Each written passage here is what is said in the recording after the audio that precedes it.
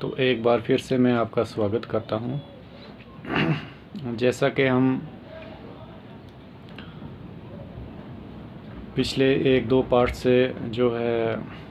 पढ़ रहे हैं, या जो हमारा टॉपिक ऑफ डिस्कशन है वो है state life insurance scheme.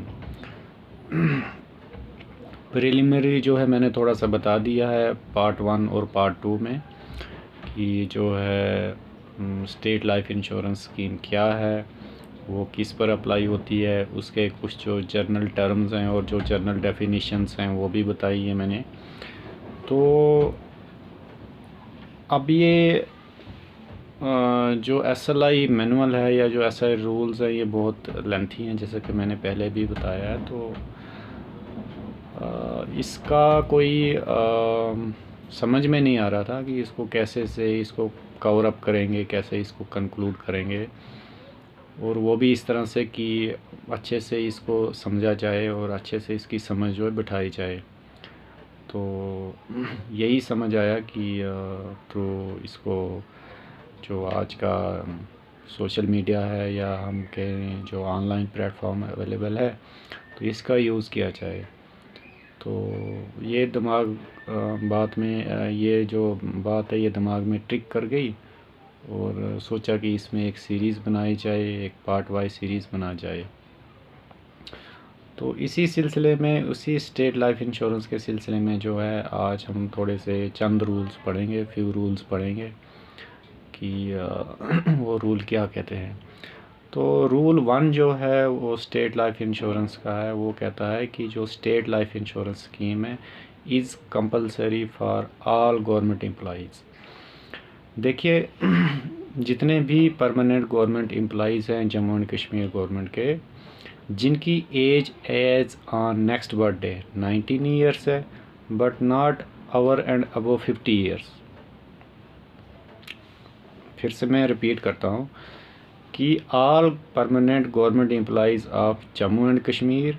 whose age as on next birthday is 19 years but not over and above 50 years, तो वो सभी एलिजिबल हैं, वो सभी एंटाइटल हैं to take up the insurance under this scheme. वो एंटाइटल हैं, वो एडमिजिबल हैं कि वो पॉलिसी इस स्कीम में, इस इंश्योरेंस में ले सकते हैं। सिर्फ इतना ही नहीं, इस रूल में ये भी बताया गया है कि अगर किसी गवर्नमेंट सर्वेंट ने before taking the government job, अगर वो किसी प्राइवेट कंपनी में या किसी प्राइवेट सेक्टर में काम करता था और वहाँ किसी प्राइवेट कंपनी, दूसरी कंपनी के साथ उसने कोई पॉलिसीज़ ली हुई हैं, तो वो भी यहाँ पॉलिसी ले सकता है, सब्जेक्ट टू कि जो यहाँ का जो मैक्सिमम यहाँ का जो मैक्सिमम स्लैब है, पॉलिसी स्लैब जो है, और जो उसने जो पॉलिसीज़ वहाँ पर ली हुई हैं, सब्जेक्ट टू कि जितना मैक्सिमम एडमिसिबल जो स्लैब है यहाँ, पॉलिसी स्लैब है, या और जो ऑलरेडी उसने पॉलिसीज़ वहाँ ली हुई हैं उस प्राइवेट कंपनी के साथ या उस प्राइवेट सेक्टर, तो उनका जो डिफरेंस होगा, तो वो जिस स्लैब में फ़िट होगा तो वो स्लैब की पॉलिसी वो ले सकता है। थोड़ा सा इसको और मैं अच्छे से बता दूं। मानो एक कोई पर्सन है जिसका नाम जो है सुनील है, वो before joining the government sector वो किसी प्राइवेट कंपनी में जॉब करता था, या जॉब नहीं करता था, उसने किसी प्राइवेट कंपनी से कोई इंश्योरेंस लिया हुआ था, और वो जो इंश्योरेंस है वो जो है वो लिया हुआ है उसने 50,000 का वहाँ पर। अब वो ज्वाइन कर जाता है गवर्नमेंट सेक्टर में। अब यहाँ अगर देखा जाए तो वो 25,000, 50,000, लाख, 1.5 लाख और मैक्सिमम 2 लाख, ये जो पॉलिसी स्लैब्स हैं ये ले सकता है, ये अमाउंट्स ले सकता है वो। लेकिन अब लेगा कितना वो, क्योंकि यहाँ मैक्सिमम अगर वो लेना चाहेगा, अब इसने 25,000 वहाँ लिया है तो यहाँ मैक्सिमम 2 लाख है, या वहाँ पर अगर उसने 50,000 लिया है तो यहाँ मैक्सिमम जो है 2 लाख है, तो यहाँ यानी वो जो मैक्सिमम है वो 1.5 लाख ले सकता है यहाँ पर। फिर से इसको रिपीट कर देता हूँ मैं। एक कोई एम्प्लॉई है, टेक एग्जांपल कि उसका नाम जो है सुनील है, वो किसी प्राइवेट कंपनी या प्राइवेट सेक्टर में काम करता था, वहाँ उसने पॉलिसी एक ली हुई थी जिसका अमाउंट जो था, वो सम एश्योर्ड जो था वो 50,000 था। अब वहाँ ये गवर्नमेंट सेक्टर में आता है, यहाँ गवर्नमेंट सर्विस ज्वाइन करता है। अब यहाँ उसको कंपल्सरली लेना है, तो यहाँ कितना लेगा? यहाँ लेगा जो यहाँ पर जो एलिजिबल है या जो एडमिसिबल है जिस स्लैब के लिए वो उस, अब एडमिसिबल जो है वो हो सकता है 1 लाख स्लैब के लिए होगा। ये मैं थोड़ा बाद में बताऊंगा आपको कि किस लेवल का एम्प्लॉय किस लेवल तक जो है वो किस पॉलिसी स्लैब जो है उसको एप्लीकेबल करता है। जैसे SL1 से लेकर SL3 जो है ये जो है जो क्लास 4 के जो हैं ये स्लैब्स, ये एम्प्लॉयज़, इनको 25,000 का स्लैब है वो कंपलसरी लेना, लेकिन वो उससे ज़्यादा भी ले सकते हैं। तो ये मैं थोड़ा नेक्स्ट बाद में बताऊंगा कि ये कैसे है। तो मींस ये है कि अगर कोई गवर्नमेंट सेक्टर में कोई पर्सन लेता है before joining the government sector, तो वो यहाँ फिर भी ले सकता है, सब्जेक्ट टू कि आप जो है उसका डिफरेंस लेंगे कि वहाँ जो प्राइवेट कंपनी में, प्राइवेट सेक्टर में कितना उसका सम एश्योर्ड है और यहाँ वो कितना एडमिसिबल है। तो उन दोनों का जो डिफरेंस करके जो अमाउंट अराइव होगा वो हम जो है कॉरस्पॉन्डिंग मैच करेंगे कि हमारे पास जो है कौन सा स्लैब जो उसके लिए एडमिसिबल है, तो उसमें हम उसको पॉलिसी इशू कर सकते हैं या वो ले सकता है। अगर वो पॉलिसी जो अराइव हुआ वो कम है और जो स्लैब है वो ज़्यादा, मीन जो है पॉलिसी है, मानो डिफरेंस जो है वो आया हमारे पास जो है 80,000, लेकिन जो स्लैब हमारे पास है 80,000 कोई है ही नहीं पॉलिसी स्लैब, तो हमारे पास 1 लाख है, तो हम 1 लाख उसको या 1 लाख की पॉलिसी वो ले सकता है। इतना ही नहीं, अगर वो कोई एम्प्लॉई है किसी प्राइवेट कंपनी में या किसी प्राइवेट सेक्टर में जॉब करता था और वो उसकी एज जो है 50 साल अभी नहीं हुई है, 50 साल जो उसने और अप नहीं हुई उसकी एज, तो 50 साल से नीचे है, 50 ईयर से नीचे है, और उसकी ने कोई वहाँ पर पॉलिसीज़ ली हुई थी या ली है, तो वो मैच्योर हो गई है बिफोर 50 ईयर्स ऑफ एज, और यहाँ भी उसने ज्वाइन किया है, तो उस कंडीशन में भी वो जिस पॉलिसी स्लैब के लिए वो एडमिसिबल है according to his level, his pay level, तो वो वहाँ वो पॉलिसी ले सकता है। फिर से मैं रिपीट कर दूं कि एक ऐसा एम्प्लॉई या एक ऐसा पर्सन जो 50 ईयर्स से नीचे है, अभी 50 ईयर्स उसकी age age on next birthday नहीं हुई है, लेकिन वो किसी प्राइवेट कंपनी या किसी प्राइवेट सेक्टर में काम करता था, वहाँ उसने कोई पॉलिसी ली और वो पॉलिसियाँ जो है मैच्योर हो गई हैं before his age age on next birthday 50 years, तो वो यहाँ पर पॉलिसी ले सकता है जिस भी स्लैब के लिए वो एडमिसिबल है पॉलिसी स्लैब के लिए। तो ये इसका इम्पॉर्टेंट जो है रूल नंबर 1 था, जिसमें हमने देखा कि कौन सा एम्प्लॉय जो है एडमिसिबल है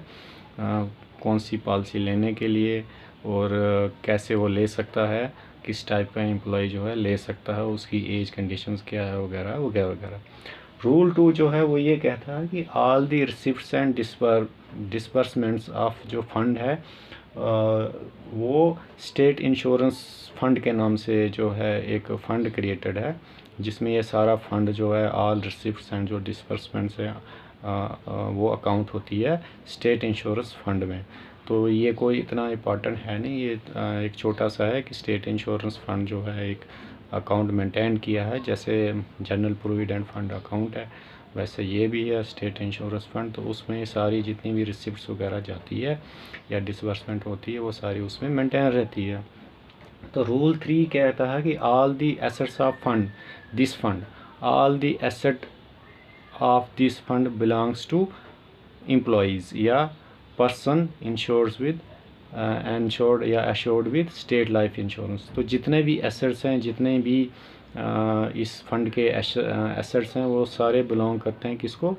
जो इंश्योर्ड हैं, जो जिन्होंने पॉलिसीज़ ली हुई हैं, जो इस फंड में एनरोल्ड हैं, एडमिटेड हैं, तो वो सारे एसेट्स इनको बिलोंग करते हैं। तो रूल नंबर 4 ये कहता है कि जो जितने भी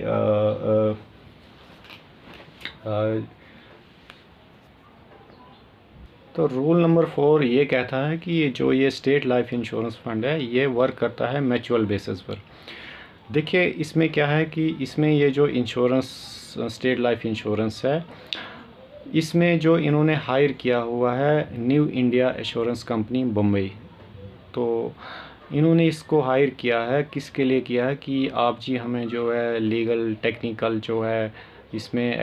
अपनी एक्सपर्टीज़ देंगे, लेकिन फ्री ऑफ कास्ट देंगे, फ्री ऑफ चार्ज देंगे। तो इसमें ना कोई कमीशन है, ना कोई इसमें कोई एडमिनिस्ट्रेटिव एक्सपेंसेस है, ऐसा कुछ भी नहीं है। तो जितना भी ये म्यूचुअल बेसिस पर ये काम कर रहा है, यानी इसके लिए कुछ एक्स्ट्रा जो है गवर्नमेंट कोई किसी एजेंसी को या किसी कंपनी को या किसी और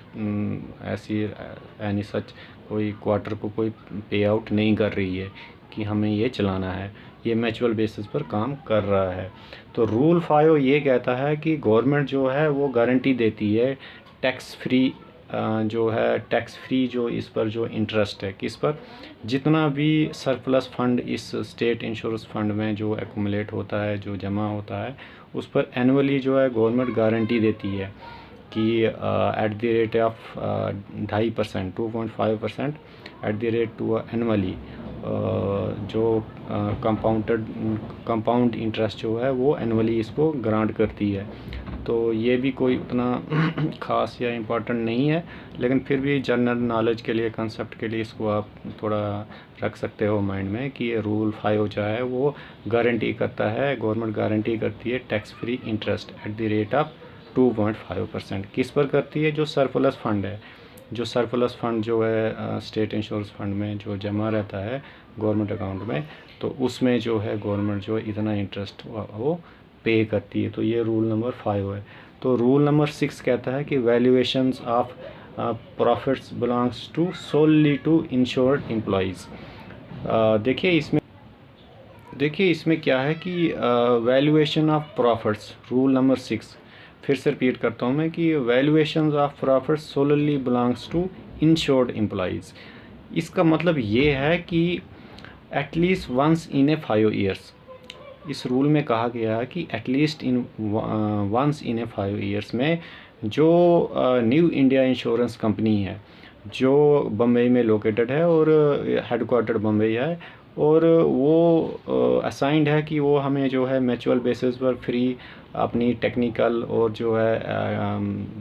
टेक्निकल गाइडेंस और एक्सपर्टीज़ प्रोवाइड करेंगी, वो वैल्यूएशन करेगी इस स्टेट फंड इंश्योरेंस का। स्टेट इंश्योरेंस फंड जो ये स्कीम है, स्टेट लाइफ इंश्योरेंस स्कीम जो है, इसका पूरा वैल्यूएशंस करेगी, और आफ्टर जब वैल्यूएशन करेगी तो इसमें जो प्रॉफिट होगा वो इक्वली डिस्ट्रीब्यूट किया जाएगा। जो भी